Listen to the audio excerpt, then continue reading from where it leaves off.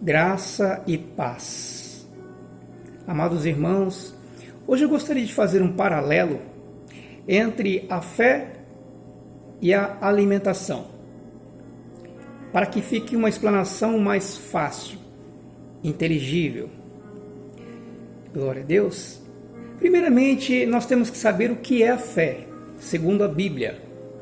Em Hebreus capítulo 11, verso 1, diz assim: a fé é a certeza daquilo que se espera e convicção de fatos que se não veem, ou seja, é a certeza plena, indubitável. Isso é fé. Complementando, em Romanos 10, como eu adquiro fé?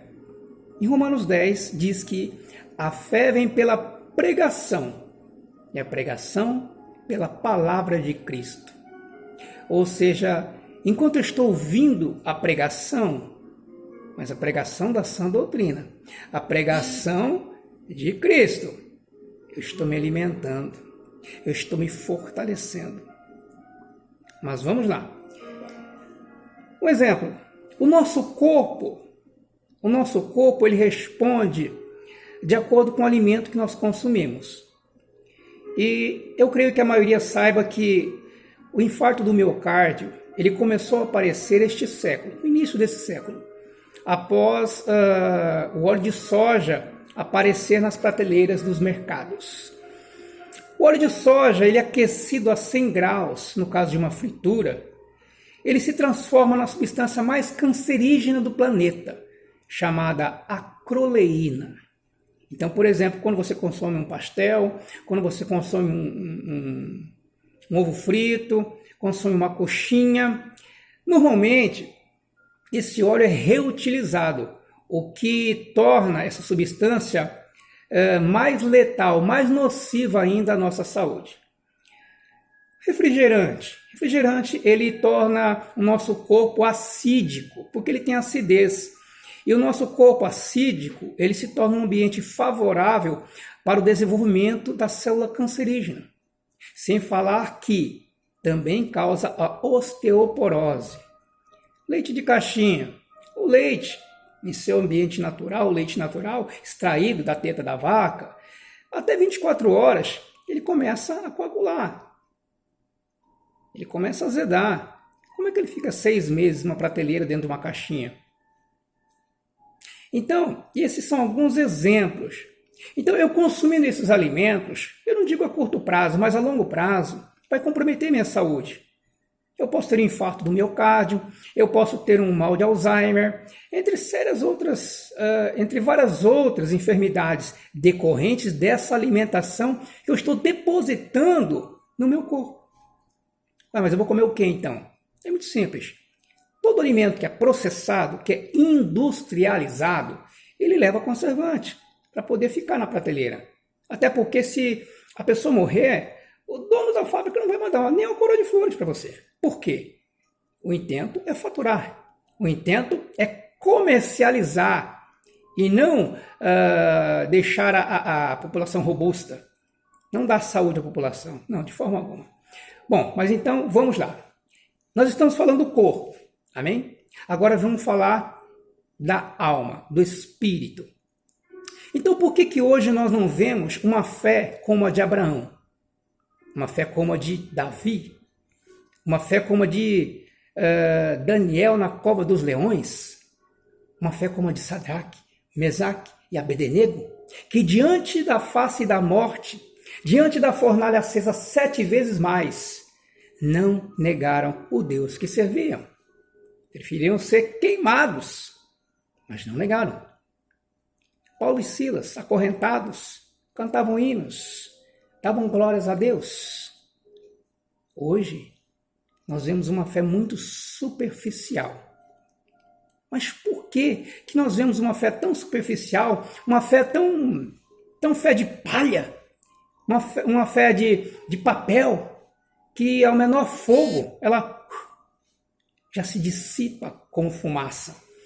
E por que dentro das igrejas você vê a cristandade, os casais se separando? Eu não estou falando dos ímpios, não. Eu não estou falando de quem não aceitou Jesus como Salvador. Eu estou falando dentro da igreja, que se denomina evangélica, que se diz cristã, crente. Casais que professam a fé cristã se separando. Mães mandando o filho calar a boca. Crente mentiroso. Crente estacionando na contramão. Crente que não usa cinto de segurança. Então, hoje nós temos muito cristandade nominal.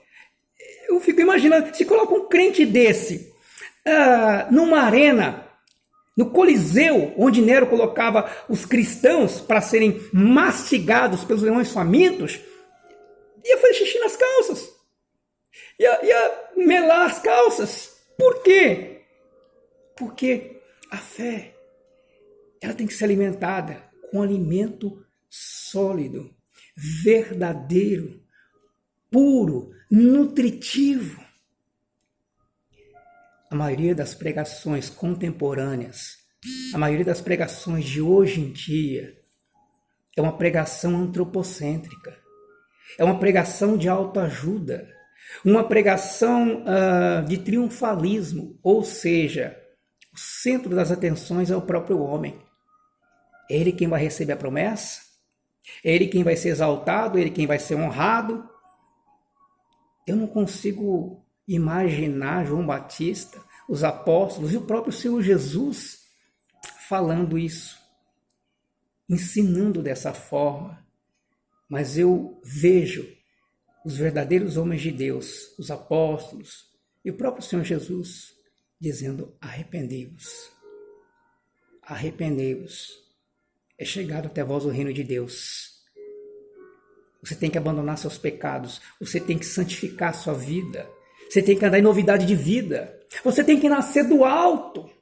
Que nós anotem. Nascido do alto. Assim como o Senhor Jesus Cristo disse a Nicodemos, que era mestre da lei. Era membro do Sinédrio, a nata da sociedade judaica da época. O Sinédrio era composto por 70 membros. E mais um, que era o sumo sacerdote, que era o presidente, 71. Nicodemos fazia parte do Sinédrio. Ele bebia? Não. Ele fumava? Não. Ele mentia? Não. Ele adulterava? Não. Ele prostituía? Não. Mas não estava salvo. Jesus disse: quem não nascer da água e do Espírito não pode ver o reino de Deus. Da água e do Espírito. Quem não nascer do alto, quem não nascer do Espírito Santo. Nicodemos, ele havia nascido da carne. Perante os homens, era uma das pessoas mais corretas e exemplo na sociedade judaica da época, do judaísmo.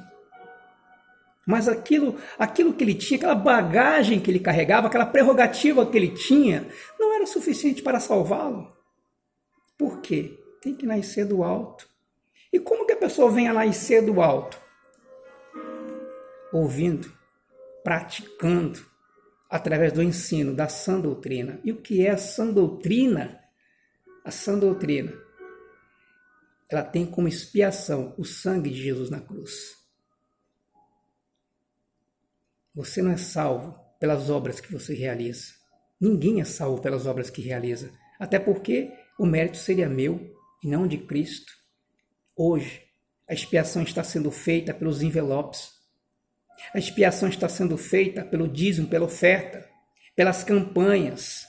A expiação está sendo feita pela frequência na igreja. A expiação está sendo feita por um cargo que eu tenho na igreja, um cargo, uma posição. A expiação está sendo feita porque eu uso terno e gravata, porque eu não corto o cabelo, porque eu uso uma saia comprida. Nada disso. Isso é legalismo. Isso é querer ser salvo pela lei. O mérito é só de Cristo. Então, o que eu devo fazer para ser salvo? Arrepender-vos e se alimente do evangelho puro e simples como o nosso Senhor Jesus. O evangelho que nós temos que ouvir, o evangelho que nós temos que receber, é o evangelho que confronta a nossa carne. O evangelho que confronta a nossa carne, por quê? Porque a Bíblia diz que a carne milita contra o espírito, e o espírito contra a carne. Então nós estamos todo dia no campo de batalha.